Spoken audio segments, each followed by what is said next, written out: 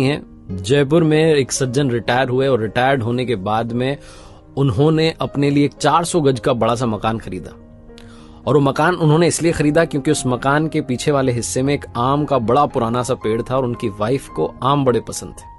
तो उन्होंने सोचा कि इससे बढ़िया जो है क्या हमें मकान मिल सकता है। बना बनाया मकान था।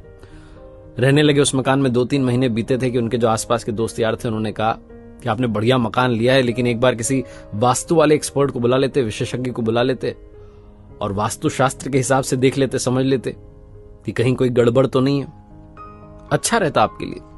तो इनको आइडिया अच्छा लगा। इन्होंने कहा चलो ठीक है बुला लेते हैं। तो दिल्ली से एक विशेषज्ञ एक्सपर्ट को बुलाया गया जो कि पिछले 30 साल से यही काम कर रहे थे, बड़े दक्ष थे इस काम में।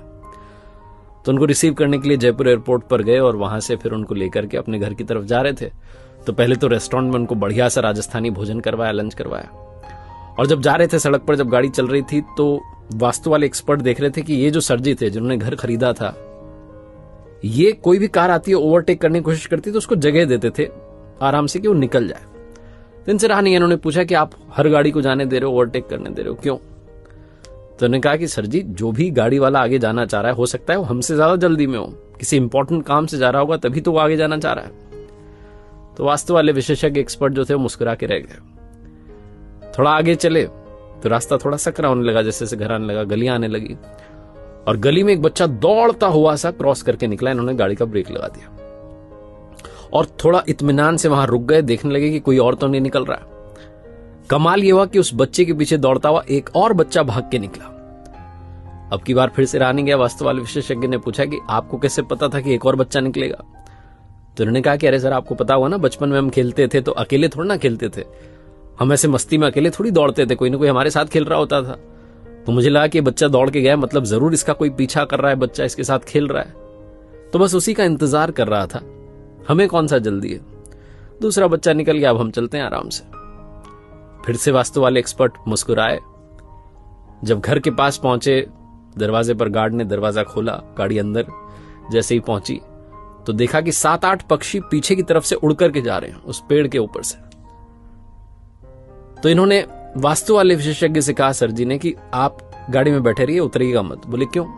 बोले वो पीछे से पक्षी उड़ के गए, मतलब कि पीछे बच्चे आए हुए हैं और बच्चे आम लेने के लिए आए होंगे बड़े प्यार से, तो वो आम ले लें, चले जाएं अपने अपने घर में, उसके बाद हम उतरेंगे, वरना वो हड़बड़ाहट में उन्हें लगेगा कि घर का मालिक आ गया, वो हड़बड़ाहट में उतरेंगे, चोट लग सकती है। तो आराम से हम बैठे रहते हैं, बच्चों को चले जाने देते हैं, फिर हम चलेंगे। वास्तु वाले विशेषज्ञ ने कहा कि अगर आप बुरा ना माने तो एक बात कहना चाहता हूं, आपको मेरी जरूरत ही नहीं है। ये सर जी डर गए। उन्होंने कहा क्या हुआ, कोई गलती तो नहीं की आपके आदर सत्कार में? उन्होंने कहा नहीं कोई गलती नहीं हुई, आपको मेरे जैसे किसी भी इंसान की जरूरत नहीं है क्योंकि आपके यहां कोई वास्तु दोष ही नहीं है। बोले आप कैसे कह सकते हैं, आपने तो घर ही नहीं देखा।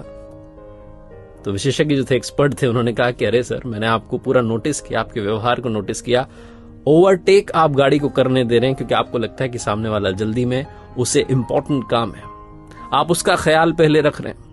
गली में बच्चा दौड़ के जाता है तो आप दूसरे बच्चे का इंतजार करते हैं कि पहले वो भी निकल जाए, और यहां घर आए तो आप इस बात की प्रतीक्षा कर रहे हैं कि जो बच्चे आपके आंगन में से आम चुराने आए हैं, जिन्हें आप कह रहे हैं कि प्यार से आम ले जाने आए हैं, वो चले जाए, उनको कहीं चोट ना लग जाए। जो इंसान अपने से पहले दूसरों की खुशी का ख्याल रख रहा है, उसके घर में, उसके आंगन में किसी भी तरीके का कोई वास्तु दोष हो ही नहीं सकता। इन्होंने कहा कि आप आ गए हैं तो एक बार घर में अंदर तो आइए, नाश्ता कीजिए। बड़ी छोटी सी कहानी है, लेकिन सार ये कहता है कि अगर आपके मन का भाव सच्चा है तो जीवन में आपका हर काम अच्छा है। जिसका मन पवित्र होता है उसके आसपास किसी भी तरीके का दोष भटकता नहीं है। तो लाइफ में हमेशा अपना तो ख्याल रखिए, अपनी खुशियों का ख्याल रखिए, लेकिन दूसरों की खुशियों को भी प्रायोरिटी देना शुरू कीजिए।